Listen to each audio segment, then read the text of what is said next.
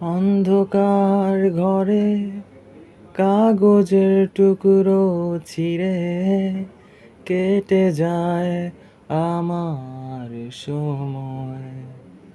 তুমি গেছো চলে, যাওনি বিস্মৃতির তলে, যেমন শুকনো ফুল বয়ের মাঝে রয়।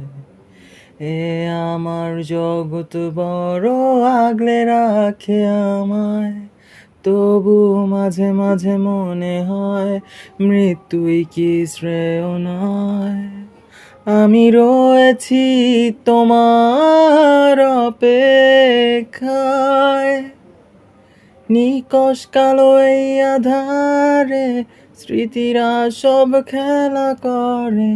রয় শুধু নির্জনতা, নির্জনতায় আমি